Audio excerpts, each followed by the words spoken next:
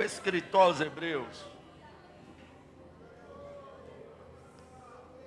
ele vai nos dizer que nós temos ousadia para entrar no Santo dos Santos, pelo sangue de Jesus, pelo novo e vivo caminho que Ele nos consagrou, véu que foi rasgado, que representa a sua carne. No período veterotestamentário, e por que não dizer no Antigo Testamento, na Antiga Aliança, Deus escolheu um povo. Deus já havia falado com Abraão que ele seria pai de uma grande nação, que este povo peregrinaria em uma terra estranha por aproximadamente 400 anos, e depois o Senhor com mão forte os arrancaria para herdarem a terra de Canaã, a terra prometida. O tempo passa, José é enviado pelos seus irmãos de forma bem ruim, difícil, todo mundo conhece a história, ao Egito. Mas ele estava debaixo de uma promessa. E quem está debaixo de uma promessa, ele pode estar no Egito, na Babilônia, na Síria, no Brasil. Onde tiver, ele vai prosperar, ele vai viver a promessa. E chega o período da fome, a qual José interpreta o sonho de Faraó. E neste período, Israel vem para o Egito, juntamente com seus filhos. E ali se formam as 12 tribos de Israel, juntamente com os 2 filhos de José, Efraim e Manassés. Deus levanta Moisés, arranca o povo do Egito, e agora há uma divisão de terra. A tribo de Simeão, a tribo de Judá, a tribo de Naftali, a tribo de Efraim, a tribo de Dan, e todas as demais tribos recebem por herança uma parte na terra de Canaã. Porém, a tribo de Levi, o Senhor diz a eles: eu serei a vossa herança. Eles não herdaram terra, eles não herdaram território, eles não herdaram algo material, mas o próprio Deus disse a eles: eu serei a vossa herança. E a tribo de Levi agora, eles vão habitar no meio das demais tribos, vão viver de dízimos e de ofertas, e eles, ou uma grande parte deles, vão se dedicar a algumas funções. Um exemplo, o pessoal da tribo de Levi, também conhecido como os levitas. Hoje, quando você olha para um músico, você pode deixar sem fundo, você atribui aos levitas, aos músicos, como se eles fossem levitas. Eles são da tribo de Levi? Não. Eles andam levitando por aí? Muito menos. Mas por que nós chamamos os músicos de levitas? Porque a maioria dos levitas eram músicos. Músicos de excelências, salmistas incríveis. Asaf era um levita que comandou a equipe de louvor que cantou na inauguração do templo. E o louvor deles foi tão impactante que nenhum sacerdote aguentou ficar de pé, de tamanha glória que desceu. Então, uma grande parte dos levitas se dedicavam a serem músicos. Outra grande parte dos levitas se dedicavam aí, como nós podemos contemporaneizar, a equipe da mídia. Pois já existia naquela época o pessoal da mídia. Por quê? Eles se dedicavam a serem escribas. E os escribas tornaram conhecidos os fatos que aconteceram naquela época. E não é isso que o pessoal da mídia faz hoje? Registra o que está acontecendo para as pessoas terem conhecimento. E eu vou aproveitar que eu estou falando do pessoal da mídia e eu vou mandar um recado para eles. O pessoal da mídia, mandem as fotos, tá? Mandem os vídeos. Porque o pessoal da mídia tira 1000 fotos, faz 1000 vídeos, e chega ao próximo congresso e essas fotos e esses vídeos não chegam. E quando eles mandam, ainda manda só foto de crente fazendo careta. Pelo amor de Deus, pessoal da mídia, ajuda a gente aí. Mas, brincadeiras à parte, os levitas, eles eram ali, o pessoal que se dedicava a escrever, a registrar os momentos históricos que nós vemos aqui, uma boa parte deles. Outra coisa, tinha levita que ele era só levita mesmo, só fazia parte da tribo, e se alguém perguntasse, tu é de que tribo? Eu sou da tribo de Levi, eu sou levita, e eu tenho Deus como herança, e pronto, me respeitem. Mas não faziam nada, só eram levitas, viviam de dízimo e de oferta, habitavam no meio das demais tribos. Só que outro grupo se dedicava ao santo ministério. Deus deu uma ordem a Moisés que construísse um tabernáculo que futuramente, através de Salomão, vira um templo. Esse tabernáculo tinha 3 compartimentos. Primeiro, o pátio. Segundo, o lugar santo. Terceiro, o santo dos santos. No pátio, Deus ordenou a Moisés que colocasse o altar de sacrifício e também a pia em que os sacerdotes lavavam as mãos e lavavam os pés.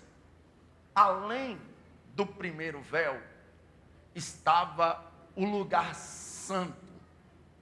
E no lugar santo, ficava 3 itens.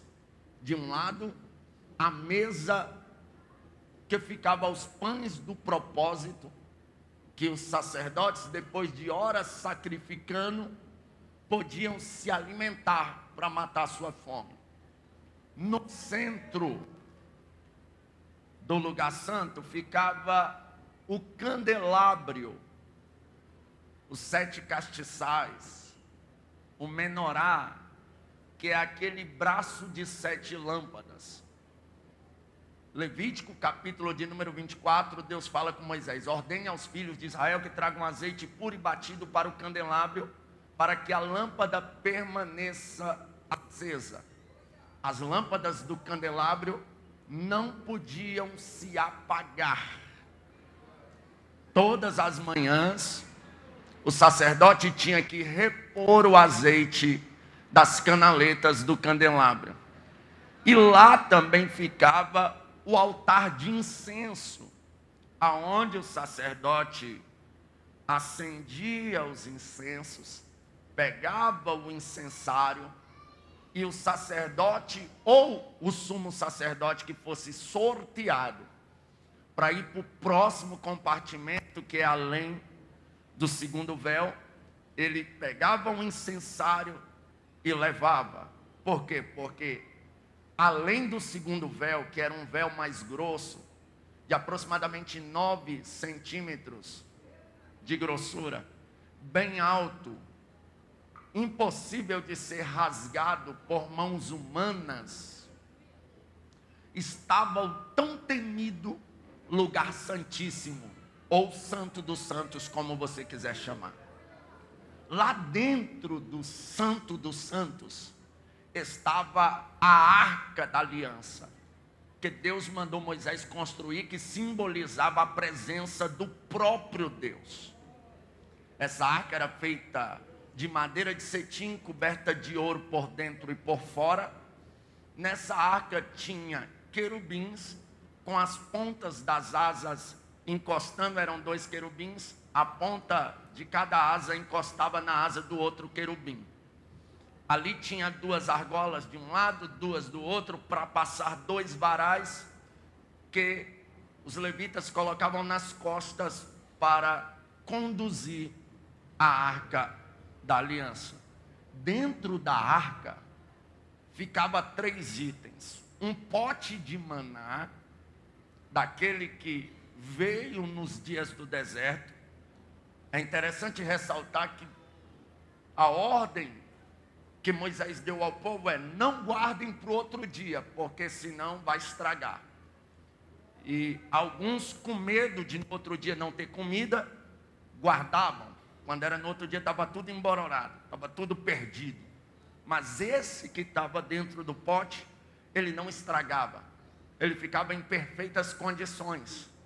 E esse pote com maná ficava dentro da arca. Para quê, pregador? Para todas as vezes que Israel visse esse pote, lembrasse: Deus foi providência no deserto. E se Deus foi providência no deserto, Ele vai ser nos dias de hoje também. Deus sempre deixa uma marca de algo que Ele já fez por nós lá atrás. Aleluia. Quando a gente está no vale, na prova, na dificuldade, pensando em desistir, a gente pensa: se Deus me ajudou lá atrás, Ele vai me ajudar de novo. Se Deus fez lá atrás, Ele vai fazer de novo. Dentro da arca também estava a vara de Arão que floresceu. Quando houve uma rebelião, a família de Corá, Datã e Abirão estavam revoltados contra Moisés, contra Miriam e Arão, pensando eles que naquela ocasião havia nepotismo. Se fosse nos dias de hoje, haveria uma grande probabilidade de fato ser nepotismo, porque o que tem de líder transformando a igreja em império, transformando a igreja em patrimônio familiar. Às vezes o filho não tem chamada, o genro não tem chamada, o parente não tem chamada, mas para manter o patrimônio em família, eu vou passar para familiar. Aí se torna nepotismo. Ou coisa boa é quando o filho tem chamada, é quando o irmão tem chamada, é quando o neto tem chamada, é quando o genro tem chamada. Aí sim, pode colocar que dá certo. Agora coloca gente que nem da igreja gosta, nem crente é, nem do ministério gosta, só quer saber de lucrar e lacrar, aí não dá certo. E a família de Corá, Datã e Abirão se levantaram contra Moisés, pensando que Moisés estava com nepotismo, era algo familiar. Aí Deus desceu até Moisés e disse: Moisés, faz o seguinte, enterra aí o cajado de Arão e enterra o cajado dos rebeldes também. O cajado que florescer, irão saber que eu confirmo a chamada. E o cajado de Arão floresceu. Então dentro da arca estava a confirmação ministerial de Arão, o cajado que floresceu. Dentro da arca também estava as tábuas da lei, escritas pelo dedo do próprio Deus. Oh glória, você sabia que o teu Deus escreve? Aleluia. E o que Deus escreve é o que importa. Eu vejo algumas vezes, só um pequeno parêntese aqui, já vai, eu estou só aquecendo, tá? Só um pequeno parêntese aqui, de alguns momentos que Deus escreveu. Primeiro, foi quando Ele escreveu as tábuas da lei. Aí o povo lá embaixo estava fazendo bezerro de ouro, e adorando, dizendo eles: adoremos aos deuses que nos tiraram do Egito. Mas espera aí, quem tirou eles do Egito foi o bezerro de ouro? Não. mas eles estão adorando o ouro como se estivesse adorando Deus. Vê se não é o retrato da igreja moderna. Essas igrejas aí da prosperidade, que dizem adorar a Deus, mas a mensagem é toda convertida em ouro, toda convertida em riqueza, toda convertida em oferta. Você tem que dar, você tem que contribuir, você tem que, não que seja errado ofertar, é errado enricar esses mercenários que querem lucrar com a fé alheia, esses pregadores que ficam pregando, esses pastores que ficam anunciando ouro como se fosse Deus. Não faça parte disso, cuidado, aleluia.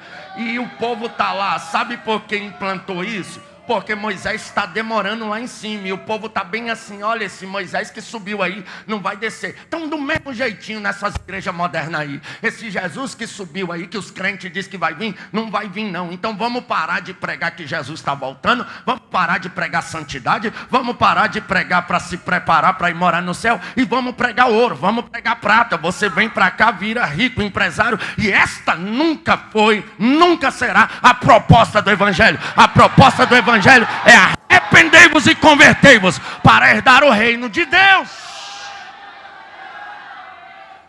Aí Deus escreveu as tábuas da lei. Quando o povo rebeliou, Moisés desceu indignado, quebrou as tábuas. Moisés estava com raiva. Aí Deus escreveu de novo. Outra ocasião, Beltesazar deu um banquete para os seus 1000. O seu pai, em confronto com Israel, trouxe de lá os utensílios, os vasos da casa de Deus, e deixou lá guardado. Ele trouxe, mas não mexeu, estava lá, tudo bem. Aí Beltesazar assume, dá uma festa, e eu vou dizer algo: Deus não se mete em festa de ninguém. Pode fazer carros alegóricos com figuras de Satanás, com figuras do capetão e o cão. O problema é de vocês. Adorem quem vocês quiserem. Deus não está preocupado. A igreja muito menos. Ninguém vai perturbar vocês. Cada um adora o que quiser. Principalmente no Brasil, que temos liberdade de expressão. Podemos adorar quem a gente quiser. Eu estou igual Josué. Vocês adorem quem vocês servem, quem vocês quiserem. Porém, eu e minha casa serviremos ao Senhor. Então, Deus... Olha, Deus não está preocupado com as suas festas, com as suas farras. Faça o que vocês quiserem. Deus não vai se meter. Deus não está nem aí. Deus tem mais o que fazer do que se preocupar com festa mundana. Então não se preocupe com isso. Mas eles estão lá farreando. Deus não está nem aí para a farra deles. Até o momento que ele tem uma ideia dos quintos dos infernos. Busque os vasos lá da casa do Senhor. E traga, queremos profanar eles. Ah, irmão, farreie, faça a estátua de Satanás, adore quem vocês quiserem adorar. Agora não mexe com os vasos da casa de Deus, não toca nos vasos da casa de Deus, não, senão o negócio vai estreitar para você. Quando ele manda trazer os utensílios da casa do Senhor e começa a profanar eles, aí Deus desce, e o dedo de Deus escreve agora na parede dele. Ele, quando vê a escrita do dedo de Deus, ele fica parado, estatalado, os seus joelhos tremem tanto que bate um no outro. Aí chama mago, astrólogo, ninguém consegue interpretar. Aí mandaram chamar Daniel. É tu mesmo, Daniel? É eu mesmo. Olha só, o que está escrito aqui? Aí Daniel interpreta: Mene, mene, tekel e paz. Pesado foste na balança e achado em falta. O reino é passado de ti, é entregue ao outro. Outro momento que o nosso Deus escreveu. A Bíblia diz que no princípio era o Verbo, e o Verbo era Deus, o Verbo estava com Deus, o Verbo se fez carne e habitou entre nós. O nosso Deus se materializou em carne, nasceu da Virgem Maria, e ele passeou aqui pela terra. E um dia ele passeando aqui pela terra, ele está lá parado no cantinho dele. Aí a Bíblia diz que pegaram uma mulher em ato de adultério. A Bíblia diz que pegaram ela no ato. Se fosse nos dias de hoje, eu tinha dito que o Pix foi feito por parte do varão. Por quê? Porque trouxeram só a mulher. Pegaram ela no ato. E por que trouxeram só ela, não trouxeram o cabra também? Porque o Pix foi feito, se fosse nos dias de hoje. A irmãzinha adulterou, traga para ser disciplinada. O empresário rico adulterou, não mexe com ele não.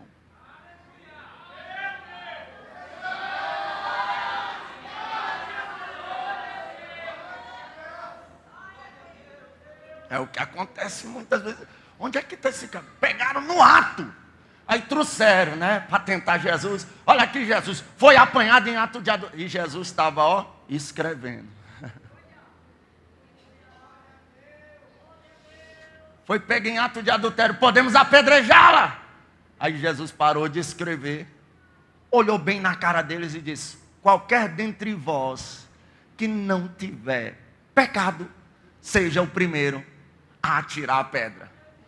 A Bíblia diz que das crianças aos mais velhos, todo mundo foi deixando sua pedrinha e Jesus voltou a escrever.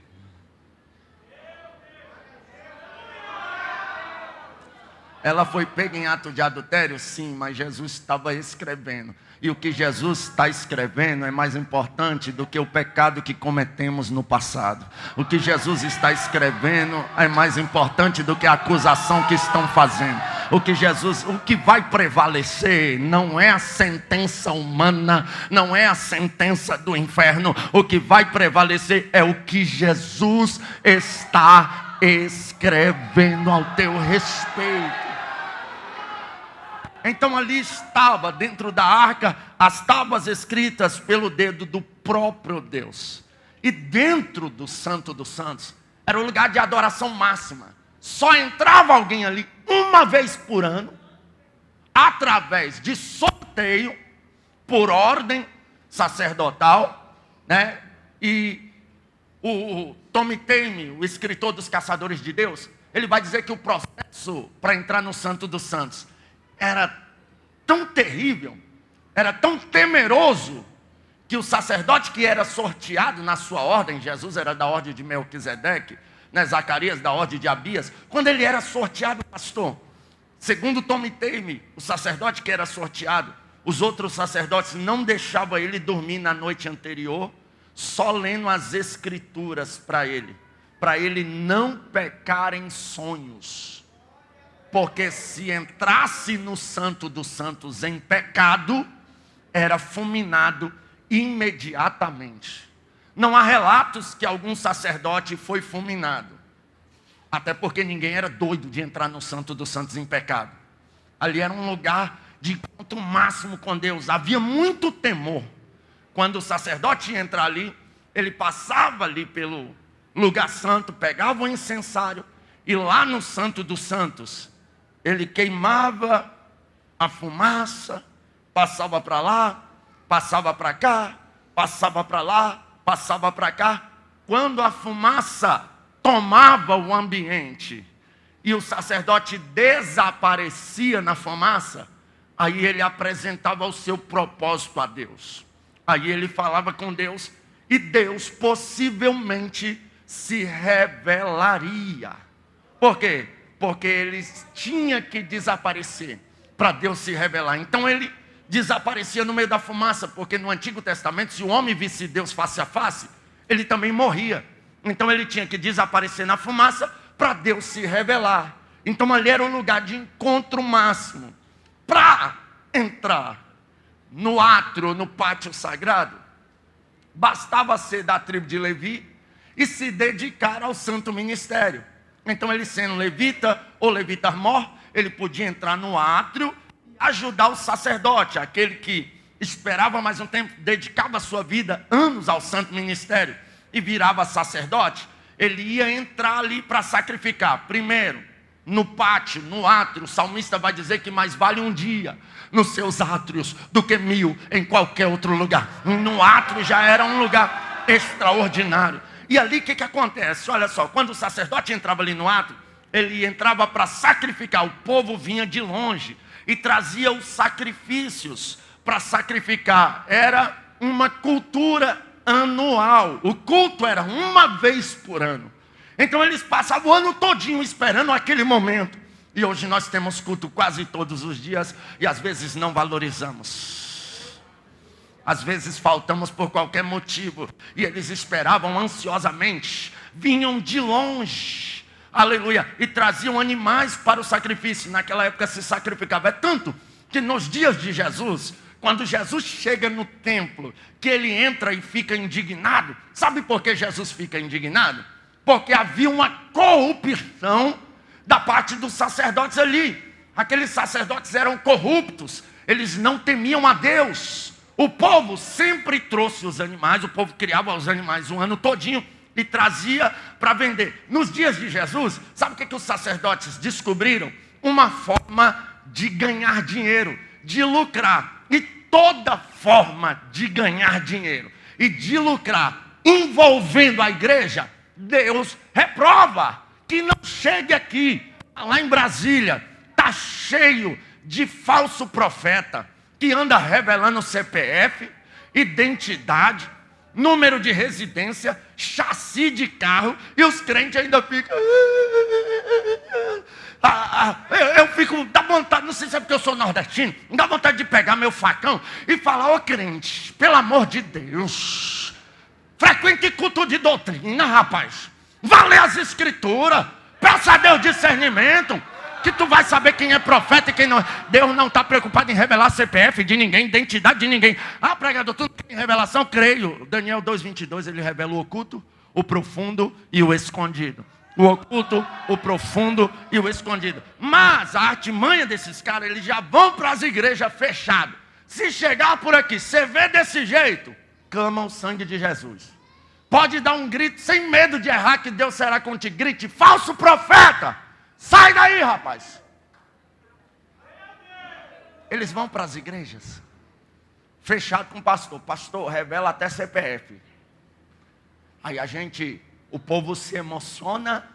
Tem um aplicativo da Polícia Civil que só mostrar uma foto, ele dá os nomes de parentes. Então, só que de vez em quando está dando errado, né? Você viu esses dias que revelou o nome da mãe de uma mulher?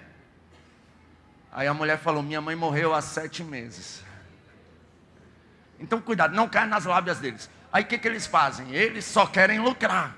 O negócio deles é ganhar dinheiro. Por isso que eles se envolvem com isso. Revelando, falando que Deus não está falando. Mas Ezequiel 13 está escrito: ai dos profetas que dizem assim diz o Senhor, quando eu, Senhor, não os enviei. O dia do juízo está esperando esses falsos profetas. A trindade satânica, ela atua, né, irmão?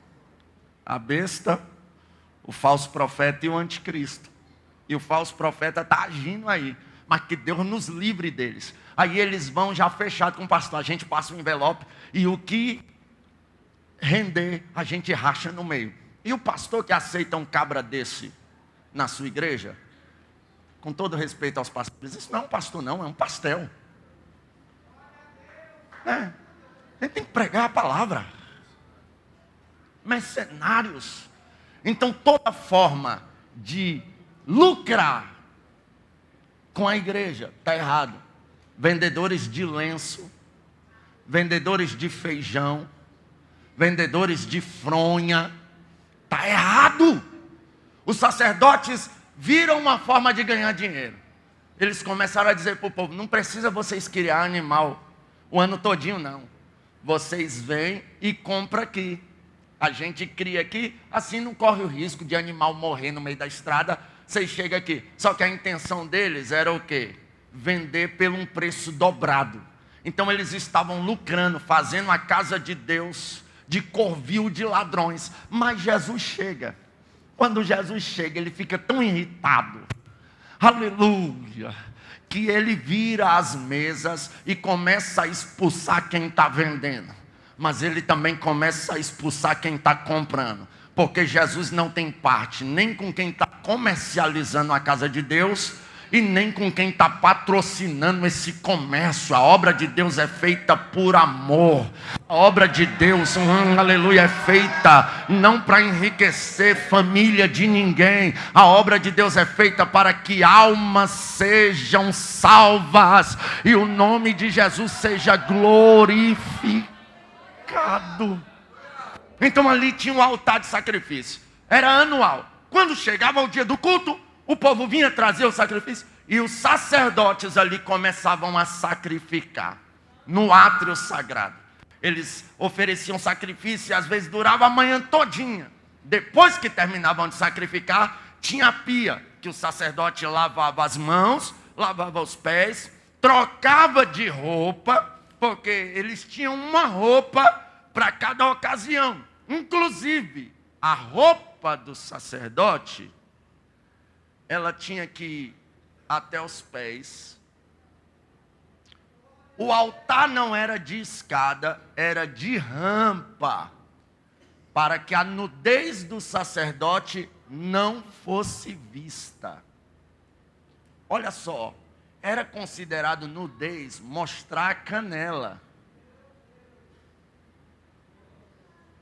Eu não sou tão extremista, mas eu sou preservador dos bons costumes e da sã doutrina da Assembleia de Deus. Eu não vou dizer, impor para você que você mostrar as canelas, você está sensualizando. Mas mostrar a barriga, está. Vestir, tomara que caia o pastor, tomara que caia o pregador, tomara que caia todo mundo, está errado. Né? O bombadão aí coloca uma camisa gola V maiúsculo, mostrando tudo, vai para a academia, tira foto, sensualiza. Está errado, a sensualidade, ela é pecado de lascívia. Né? Cuidado, cuidado, cuidado. Servo e serva de Deus, eles se vestem bem, mas decentemente. Tá, eu não vou entrar nisso aqui. Aleluia, isso aí deixa para o pastor nos cultos de doutrina. Mas olha só, o que acontece? Então o sacerdote trocava de roupa, lavava as mãos, lavava os pés. E agora ele ia para o próximo compartimento, que era o lugar santo. E ali ele estava faminto, passou a manhã inteira sacrificando. Ele comia dos pães do propósito. Agora ele repunha o azeite do candelabro. Agora ele pegava ali e acendia o altar de incenso para que o sumo sacerdote, ou o sacerdote que fosse sorteado para ir para o próximo compartimento, pegasse para ir até lá. Só que naquela época, só quem podia entrar ali no átrio, no lugar santo e no santo dos santos, era da tribo de Levi. Hoje, basta ser crente. Basta ser servo e serva de Deus. E basta ter ousadia que nós conseguimos entrar não só no átrio sagrado, mas no lugar santo e no santo dos santos. Aleluia, louvado seja o nome do Senhor dos Exércitos. Entenda, olha só. Então, para você entrar no átrio sagrado, basta você entregar a sua vida a Jesus. Basta você ser salvo. A Bíblia diz que todos nós pecamos e destituídos fomos da glória de Deus. Ou seja, todos nós estávamos condenados ao inferno. Mas Jesus morreu na cruz. E antes de morrer, ele disse: misericórdia quero e não sacrifício. Porque eu não vim chamar os justos, mas os pecadores para o arrependimento. Aleluia. Então a salvação, a porta da salvação, a porta da graça se abriu. Hoje nós podemos ser salvos em Cristo Jesus. Sabe como eu fui salvo? No ano de 2006, eu morava numa favela chamada Favela do Mingau, no Sol Nascente, Ceilândia. Tinha uma rua lá que a gente apelidou essa rua de Rua 10. E a Rua 10, ela, por um lado dela entrava num beco, e por outro era tudo esburacado e quase carro não entrava lá. Até para a polícia entrar lá era difícil. Entrava quando tinha que entrar mesmo. Então era um cenário ótimo para os jovens ficarem ali fazendo tudo que não presta. E eu fui morar ali, cheguei lá, de frente à minha casa era uma biqueira, os jovens ficavam ali com arma, entorpecente, tudo que não presta rolava ali. E ali, tudo de ruim acontecia ali. Era o pessoal dando tiro, levando tiro, facada, e vendendo droga, aquela coisa toda, era terrível ali. E eu fui parar ali no meio deles. Chegou um rapaz de Minas Gerais, o nome dele era Rivalino, e a gente apelidou ele na época daquele filme Cidade de Deus, que tinha uma Galinha, e a gente apelidou o Rivalino de Zé Galinha. E esse Zé Galinha começou a namorar com a irmã de uma moça crente. Aí um dia eu estou subindo lá da favela, eu encontrei o Zé Galinha, a namorada dele e a cunhada dele. Aí eu chamei ele, eu falei, Zé Galinha, vem cá, vem cá, vem cá. Me apresenta a tua cunhada. Aí ele disse, não, tá doido, é? Eu disse, doido por quê? Ela é crente. Eu falei, e daí? Crente não namora vagabundo, não. Eu falei, para, moço, fala com ela aí.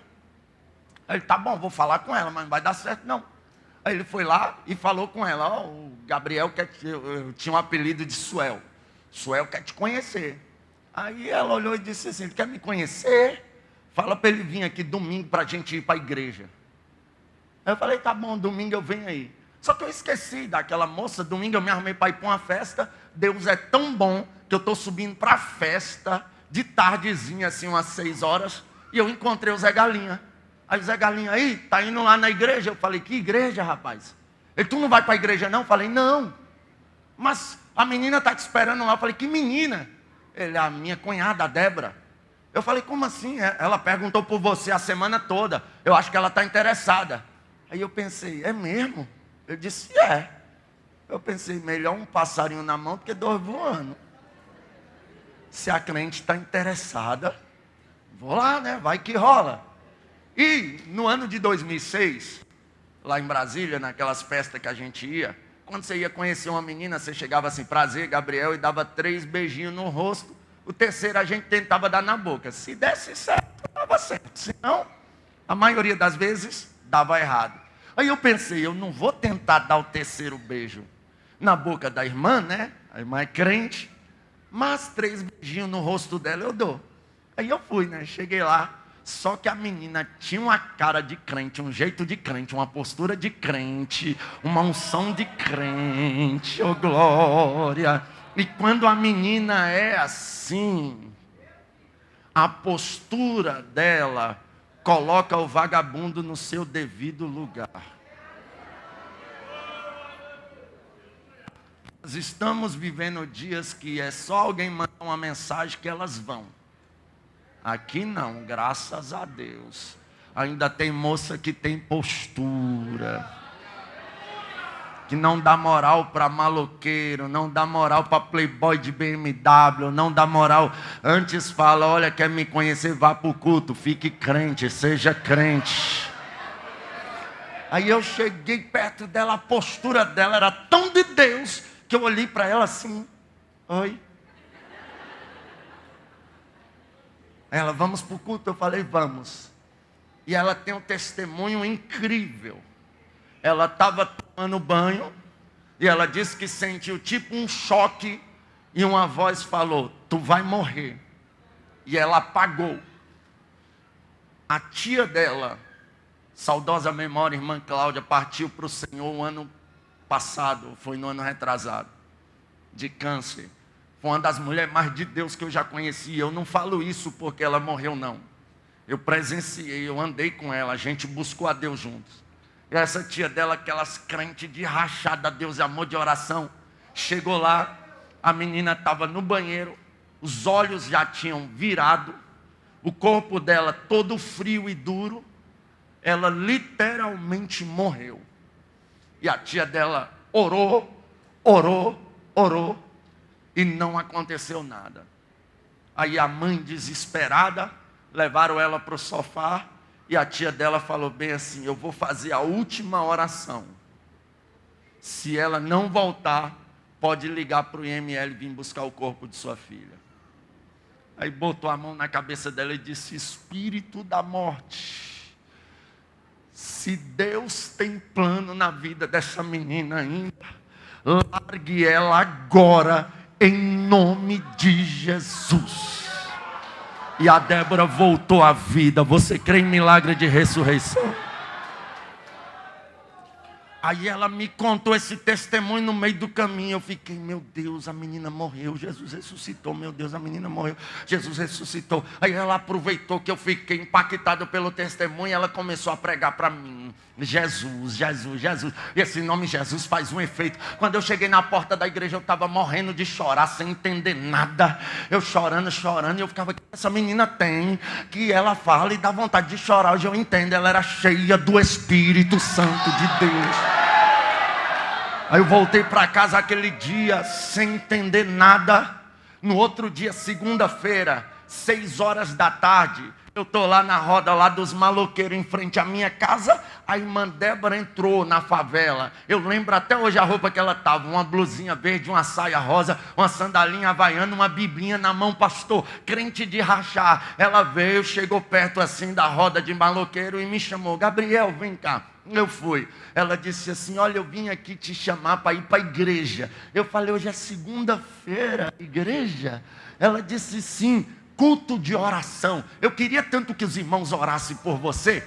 Aí eu pensei, né? Nossa, ela veio aqui, se deu esforço de vir aqui. Espera aí, eu vou me arrumar rapidinho, eu vou contigo. Eu peguei e fui para o culto de oração. Os irmãos oraram por mim. No outro dia, 6 horas da tarde, por incrível que pareça, ela entra na favela de novo. Aí maloqueiro, você sabe como é que é, né? Já gosta de zoar, principalmente quando estão com maconha na cabeça. E eles gritam, riem, sorriem, fica zoando de tudo. E lá vem a irmã Débora. Os maloqueiros começaram, eita, vai virar pastor, a morena tá arriada, vai virar crente, não sei o que. Tinha um jovem lá, o B, que Deus salve o B, em nome de Jesus, ore pelo B. Aleluia, Joabe, os jovens, tudo lá naquela época. O Joabe hoje é crente, para a honra e a glória do Deus Todo-Poderoso. Aí, a gente ali naquela roda, ela chegou e me chamou. Gabriel, eu vim te convidar para ir para a igreja. Eu falei, terça-feira, igreja. Eu estava encostado no madeirite do meu barraco de madeira, conversando com ela. E uma mãe que tem um filho nesse mundo perdido, ela não dorme enquanto o filho não chega em casa. Está sempre esperando uma notícia. Foi preso, foi sequestrado, levou tiro, levou facada. Uma mãe que tem um filho nesse mundo do crime, a gente sabe que essa é a realidade. Mas eu tenho uma palavra de Deus. Não vai morrer. Não vai ser preso. Jesus vai salvar, libertar e fazer um pregador do evangelho. Aí eu falei para a Débora assim, olha irmã, hoje não vai dar para mim não. Ela disse, por que Gabriel? Eu disse, porque eu estou sem roupa para ir para a igreja. Só que a minha mãe estava do outro lado do madeirite ouvindo a conversa. Minha mãe gritou, eu arrumo uma roupa para ele já já. Eu entrei lá dentro, eu disse, mãe, ela vai logo menino, vai logo. E eu não ia desobedecer a ordem de minha mãe, né? Aí eu fui para a igreja. Quando a gente está vindo, ela disse, amanhã é quarta-feira, culto de libertação, você vai? Eu disse, vou, porque ela falou um você vai, tipo assim, você vai. Aí eu falei, vou. Aí ela me falou algo, eu vim entender depois que eu conheci as escrituras. Ela disse assim, olha, eu não sei vocês do mundo, mas nós cristãos, a nossa palavra é sim, sim, não, não. O que passa disso é procedência maligna. Irmão, o que é uma intimação de Alexandre de Moraes perto dessa? Falei, tá bom, amanhã eu estou lá. Quarta-feira eu fui para o culto de libertação. Como a irmã Débora quase não falou comigo, vim embora sozinho. Eu pensei, nossa, me livrei da irmã, graças a Deus. Só que na quinta-feira, 6 horas da tarde, ô irmã insistente. Eu perguntei para ela esses dias no meu podcast, Deus falou para ti que eu era um vaso escolhido, né? Ela disse, não necessariamente, mas eu vi em você alguém que tinha sede de conhecer Deus. Por isso eu insisti tanto. Aí ela disse, ela foi lá, entrou, aí me chamou, Gabriel, vem cá. Eu vim te chamar para ir para o culto. Eu falei, irmã, na tua igreja tem culto todo dia. Ela disse assim, hoje realmente não tem culto lá, mas tem um irmão dando um estudo sobre o Apocalipse, está muito forte, e eu queria que tu fosse lá ouvir a palavra. Aí eu afastei do madeirite para minha mãe não ouvir, baixei o tom de voz e disse, irmã, hoje não vai dar para ir não. Ela disse, por quê? Eu disse, meu perfume acabou. E eu não vou assim com mau cheiro para o culto, né? Ela, muito educada, falou, não, tudo bem. Virou as costas e saiu. Só que ela era revendedora da Natura.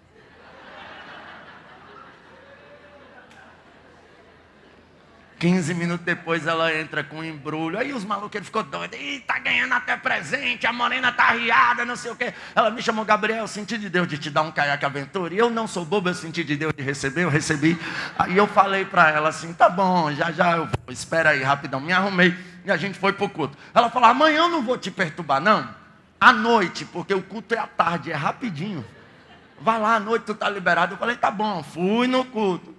Aí, no sábado, dia 14 de janeiro de 2006, ia ter um aniversário de uma amiga nossa, a Gisele, que é até irmã desse Joab. Ore pela Gisele também. E eu pensei assim, rapaz, hoje é o aniversário da Gisele, vai ter uma festa lá, eu não posso deixar de ir. Não, eu preciso ir. Eu vou sumir, aquela irmã não vai me achar. Eu perguntei para ela se ela tinha ido lá. Ela disse que foi naquele sábado. E minha mãe disse, ele não está aqui não. Eu tinha saído, eu sumi, deu umas 5 horas, eu sumi da favela. Aí fui para essa festa, eu, Zé Galinha e a tropa toda. E nessa festa foi muita bebida, muito entorpecente, muita coisa. Amanhecemos o dia nessa festa. Quando eu estou voltando para casa, de manhã, eu, Zé Galinha e outro amigo, aí eu comecei a lembrar do culto de oração, do culto de doutrina, do culto de libertação, do estudo bíblico. Aí eu baixei a cabeça, as lágrimas veio aos olhos. Zé Galinha olhou para mim e disse, o que foi, maluco? Eu falei, nada não. Aí eu lembrando daquilo, eu fugi da Débora, mas não dava para fugir daquilo que ela tinha injetado aqui dentro. Aí eu lembrando das pregações, lembrando das coisas de Deus, eu joguei o cigarro fora, o Zé Galinha olhou e disse, que lombra é essa? Eu falei, não, não é lombra não. Ele, o que é então, maluco? Eu falei, quer saber do negócio? Nunca mais eu uso droga, nunca mais eu fumo maconha, nunca mais eu bebo cachaça, eu vou para a igreja, eu vou aceitar Jesus. Zé Galinha olhou e disse, isso mesmo, cara, vai para a bênção mesmo, é a melhor coisa que você faz. Infelizmente, o ano passado eu tive a triste notícia de que mataram o Zé Galinha. Aí, aquele domingo, a história inverteu. 6 horas da tarde, eu bati no portão de Débora. Débora, me leva para a igreja. Eu preciso aceitar Jesus. Eu não consigo viver mais sem Jesus. E eu fui para a igreja e aceitei a Jesus. Eu vou dizer algo aqui, os liberais, não é porque está cheio de liberais, eles vão ficar irritados comigo. Eu não estou nem aí não. Os carpinteiros da atualidade que estão fazendo portas larguíssimas aí, eu tenho uma palavra de Deus para você. A porta que o carpinteiro de Nazaré fez é estreita, ela não foi reformada e nem passará por reforma. A irmã Débora não me ofereceu carnaval gospel, a irmã Débora não me ofereceu rap gospel, a irmã Débora não me ofereceu balada gospel, a irmã Débora não me ofereceu uma mensagem coach, a irmã Débora não me levou para um show de stand-up gospel, não. Ela me levou para culto de oração, para culto de doutrina, para culto de libertação, aleluia. Essa conversa fiada de que a gente tem que fazer uns negócios aqui para atrair a juventude, isso é palhaçada gospel, irmão. Pregue a palavra, leve a juventude para orar, leve a juventude para doutrina, leve a juventude para oração.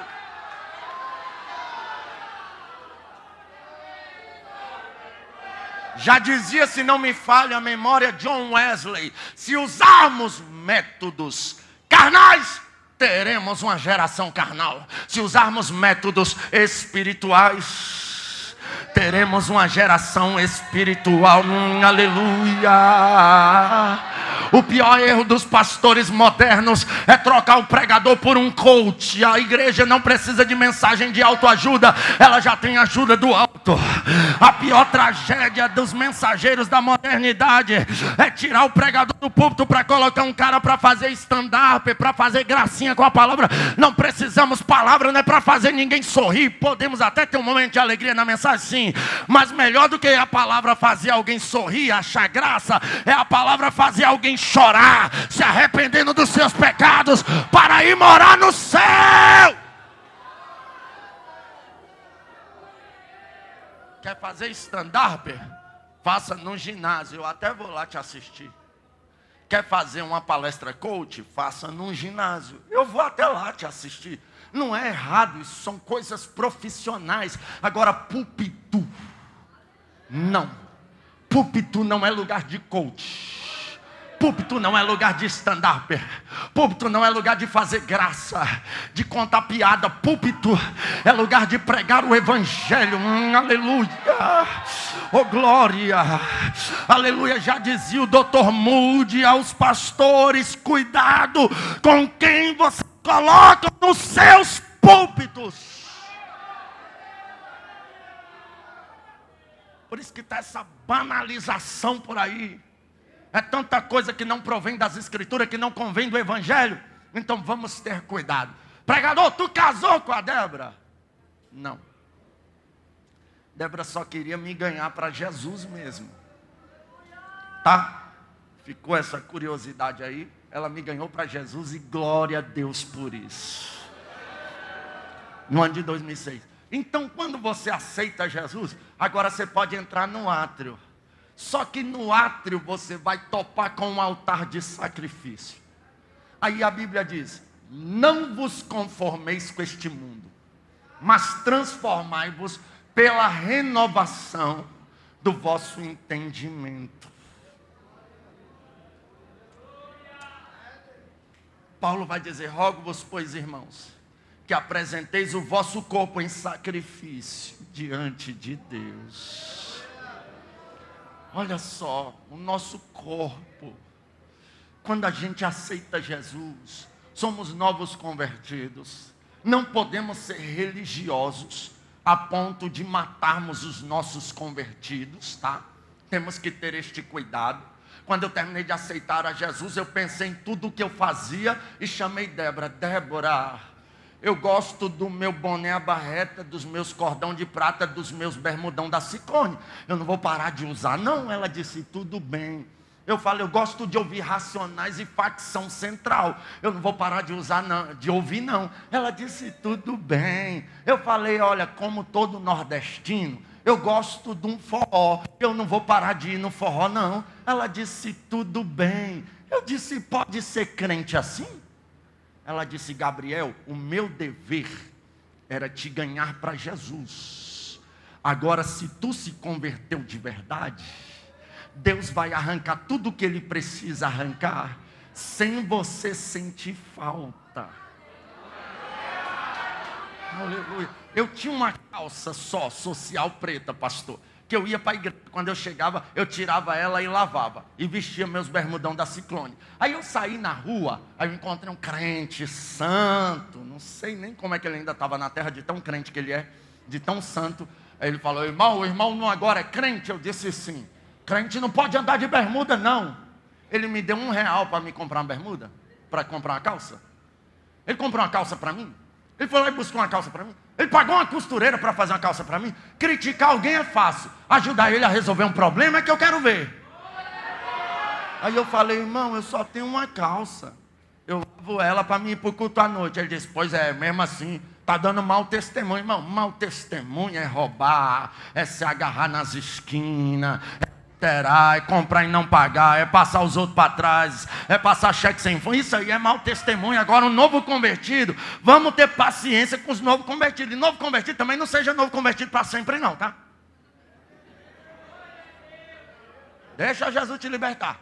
Aí eu estou em casa, na frente da minha casa, lá onde era a bocada lá, morava uma mulher, a Márcia. Olha pela Márcia. Márcia é uma benção. Eles tinham uma aparelhagem de som lá, que quando eles ligavam, estremecia a rua todinha. Antes de ser crente, eu achava o máximo. Depois que eu me converti, eu vi o tanto que esse povo incomodava a gente.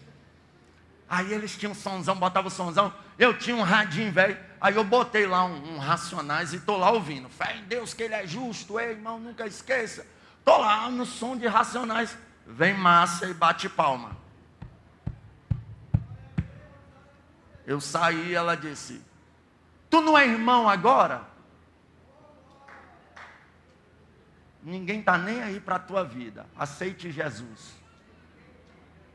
Uma nuvem de testemunho vai estar te cercando. Todo mundo te observando. Para saber se tu ficou crente mesmo. Para saber. Aí eu falei: sou. Ela: Irmão, não pode ouvir Racionais, não. Eu pensei, cuidar da tua vida, rapaz. Eu fiquei calado. Ela falou, peraí, eu tenho um CD de crente ali, eu vou te dar. Eu falei, tá bom. Ela pegou, Deus usou ela, irmão. Oh, glória, Deus seja louvado por tua vida, Márcia. Ela trouxe e me deu um CD. Eu falei, vou colocar para ver, né? Aí coloquei a primeira música. Eu acho que vocês não conhecem, não. Já está neste lugar o maior nome que há. Que ponha a primeira música evangélica que eu coloquei lá em casa, já dizia, pense na unção, veja a unção, pregue na unção, louve não. Aí foi passando, segundo, bem irmão, lute para vencer, vista a armadura de poder. Aí foi passando, vai abalar, vai sacudir, o tremendo vai agir. Aí foi para já na alva luz do dia raiar. Aí passando, aí chegou, aleluia. É por isso que eu sou pentecostal, não tem como. Aleluia, 500 graus de puro fogo santo e poder para fazer enfermidade. Aí eu falei, meu Deus. Aí daqui a pouco eu conheci Rose Nascimento. Já lançou-se sobre a terra e a adorou e falou para todo o inferno. E daqui a pouco eu conheci Elane de Jesus. Sinta agora o terremoto que Deus vai mandar neste lugar. Vai balançar, vai sacudir. Daqui a pouco eu conheci Lauriette. Pode ser hoje. Voltado, eu vou subir, não vou ficar aqui. Conheci Valquíria de Oliveira. A Valquíria eu nunca entendi um hino dela, mas quando ela diz tchê, né, a glória de Deus toma conta. Aí eu falei, que é Racionais, facção central perto desses louvor? Ô glória!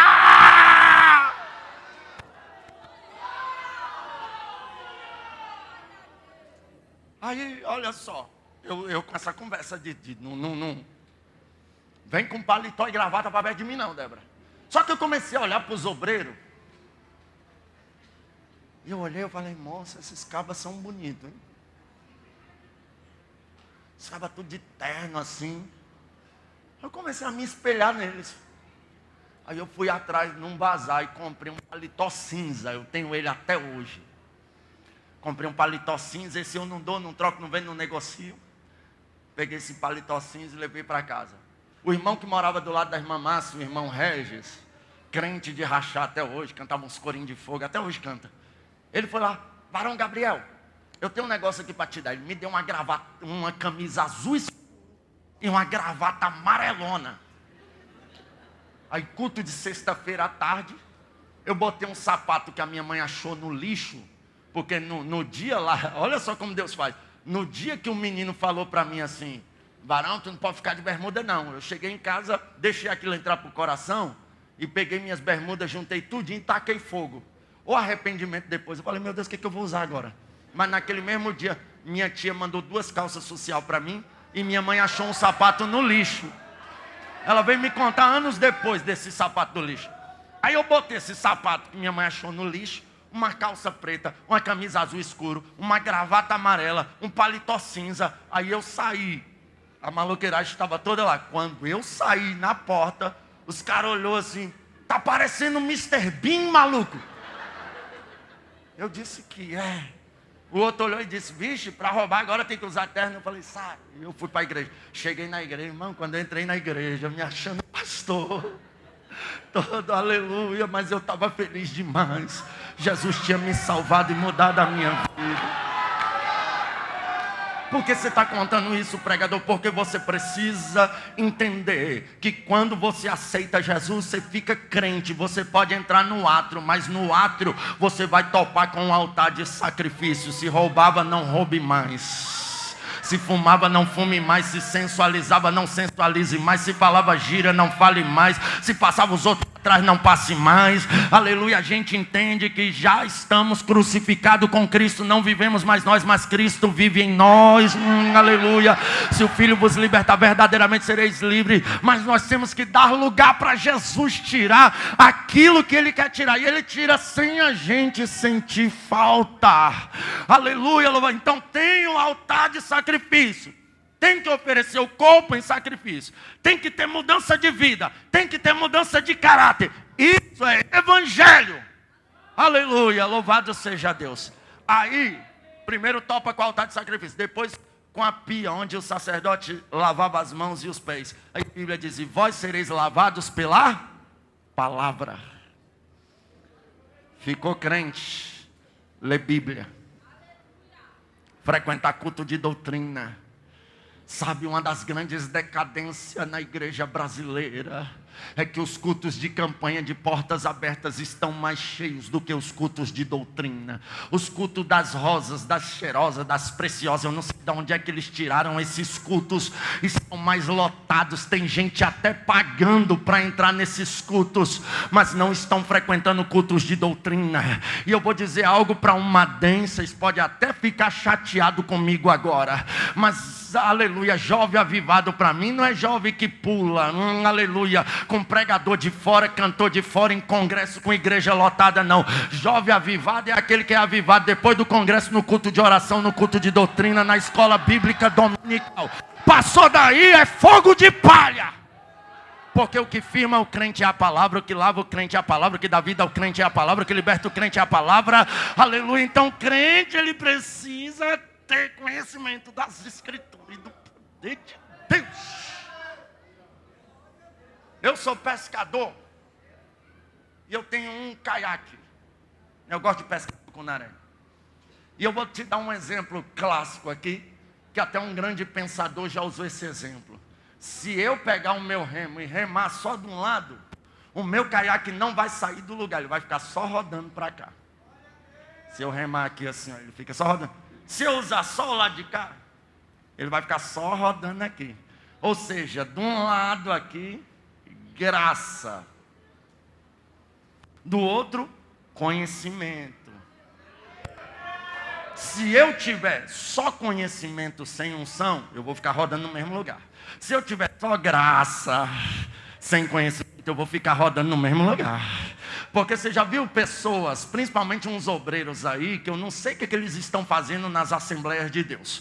Porque para ser diácono na Assembleia de Deus, até onde eu sei, precisa ser batizado no Espírito Santo com evidência em línguas. Mas ele senta na cadeira com a cara de delegado, com a cara de quem chupou limão, aleluia, estragado, cruza os braços e fica, esse pregador está se movimentando demais, não há necessidade disso. Ele sabe até o número da sandália que Moisés calçava, de tanto conhecimento que tem, mas não tem graça, não tem poder, não tem essência, nunca evangelizou, nunca expulsou demônio. Vá para o campo missionário, depois você venha me criticar. Então, só conhecimento religioso. Por outro lado, tem gente que é só...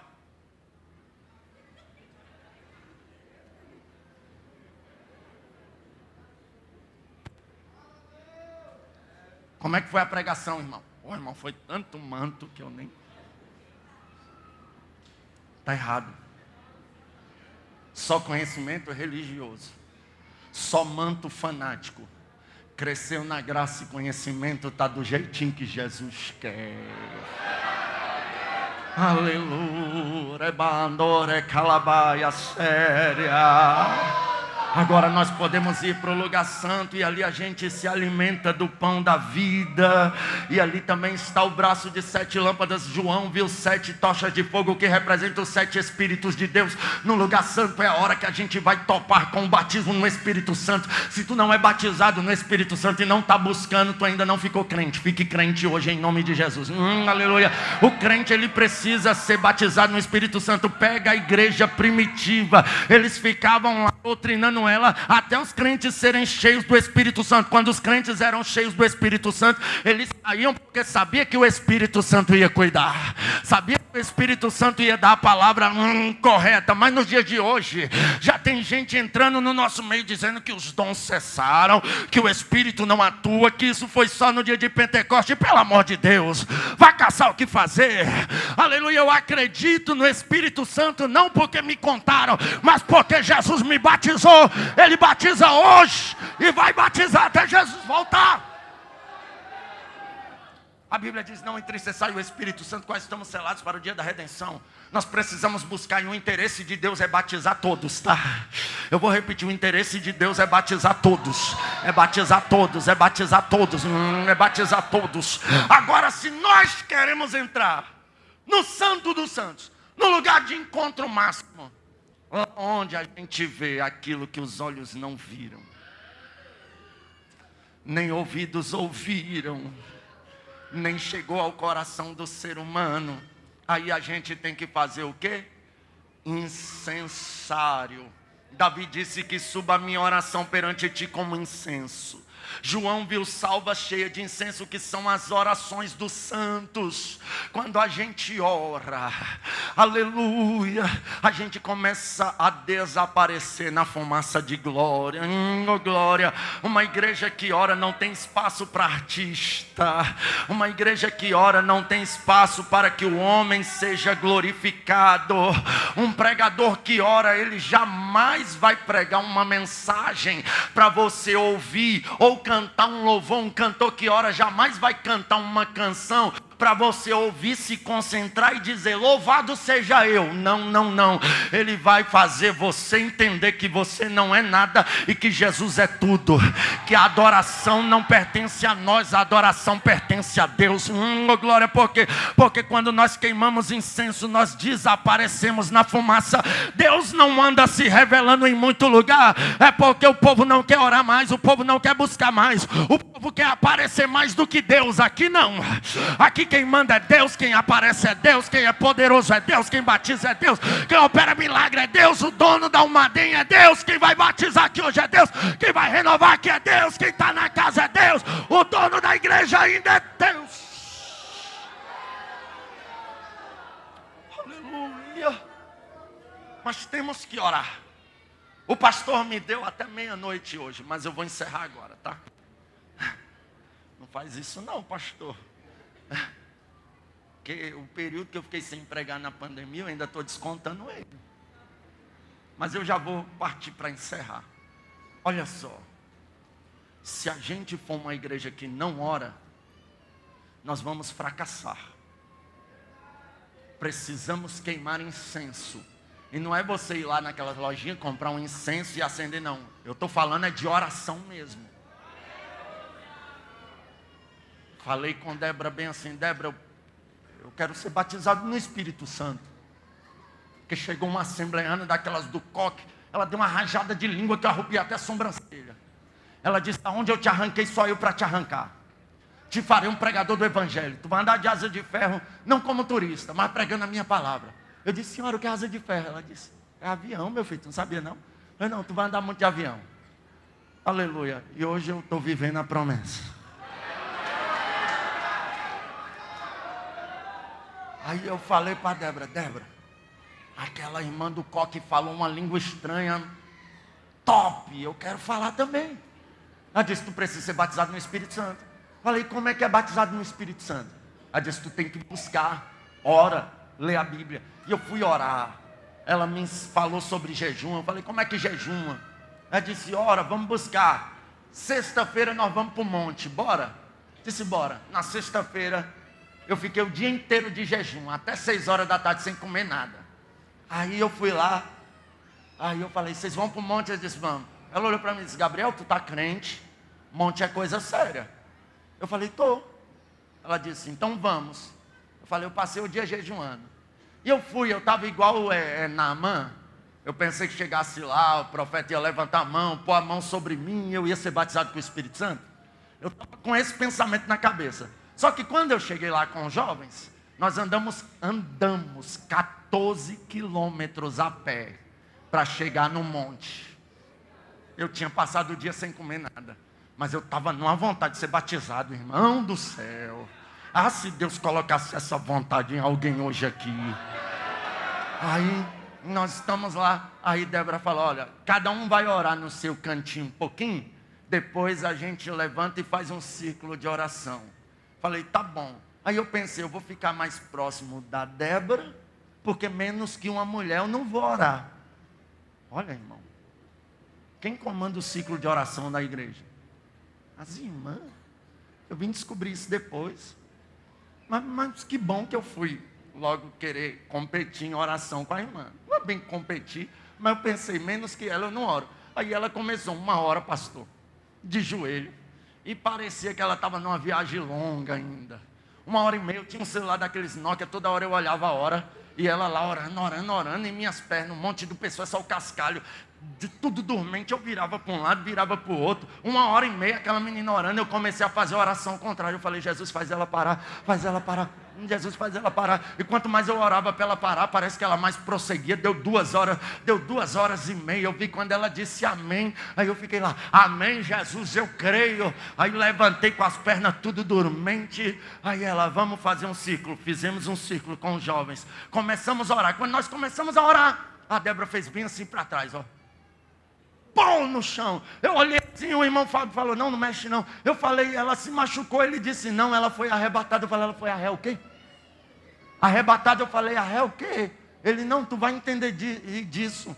Aí ela ficou uns 25, 30 minutos ali, aí ela voltou bem assim. Levantamos ela olhou e disse assim, Deus me levou lá na casa da irmã Gil. Eu olhei, o quê? Tu não saiu daqui, rapaz? Ela disse, não, fui em espírito, eu fui arrebatada, tu ainda vai entender dessas coisas. Aí eu olhei assim, pensa um novo convertido vendo uma coisa dessa. Ela falou, a irmã Gil estava com a roupa assim, assim, assim, com a faca na mão, querendo dar cabo da própria vida. Deus me levou lá e mandou que eu repreendesse o espírito da morte. Eu repreendi o espírito da morte, ela largou a faca. Quando eu saí de lá, ela estava ajoelhada chorando com a Bíblia na mão. Aí eu falei, meu Deus. Aí ela falou bem assim, essa parte eu não gostei nem um pouquinho. Quando eu saí da casa da irmã Gil, Deus me levou lá no corredor da favela, Gabriel. E lá de trás daquele poste, tem um poste lá no beco. Esses dias eu passei lá, eu vi aquele poste, eu lembrei do medo que eu passei. Ela disse, eu vi um demônio lá de trás daquele poste. Eu pensei, logo lá, Jesus. Eu era o único que morava lá embaixo na favela do Mingau. Eu era o único que ia passar lá de madrugada sozinho. Quando eu desci, que eu avistei aquele poste, eu falei, irmã Débora, já te viu, Satanás, tu saia daí, o sangue de Jesus te repreenda. Quando eu passei do poste, eu passei voado. Cheguei em casa, minha mãe disse, o que foi, menina? Eu falei, poder demais lá no monte, mãe. Mas eu estava morrendo de medo, aleluia. Mas eu louvo a Deus, irmão, não fui batizado no Espírito Santo aquele dia. Mas eu me enturmei com uma juventude que me ensinou que 2 horas de oração é coisa para as meninas. Os homens é para orar de 3, 4 para frente aí. Aleluia, Martinho Lutero disse que o pregador que não ora pelo menos 2 horas, ele não vale um vintém. Na verdade, quem disse isso foi Leonardo Ravelio. Martinho Lutero disse que quando orava 2 horas de madrugada, ele vencia Satanás durante o dia inteiro. Então a nossa geração precisa entender, é orando, é buscando, é a oração que mantém a chama acesa, é a oração que mantém o fogo aceso, é a oração que nos leva a ir para o próximo compartimento. Aí sim a gente começa a ver coisas que os olhos não viram, que ouvidos não ouviram, nem chegou ao coração humano. Nessa época eu comecei a orar. Com 2 meses Jesus me batizou com o Espírito Santo, aleluia. Comecei a pregar com 5 meses, e eu comecei a orar, e essa vida de oração me levou a buscar a Deus. Eu tive visões extraordinárias de coisas que ainda hão de acontecer aqui na terra. Eu tive visões do céu, eu tive visões do inferno, eu vi o Cristo em visões, aleluia, louvado seja Deus. Eu tive uma experiência de flutuar no meu quarto orando. Eu tive uma experiência de o meu irmão entrar no quarto e começar a gritar, Gabriel, o que está acontecendo contigo? Eu falei, como assim? Ele disse, o teu rosto está brilhando igual uma lâmpada fluorescente. Quando você ora, você vê coisa sobrenatural, você vive coisa sobrenatural. A igreja precisa entender que para entrar no santo dos santos e contemplar o mundo espiritual, precisamos ter uma busca intensa. Se coloque de pé em nome de Jesus.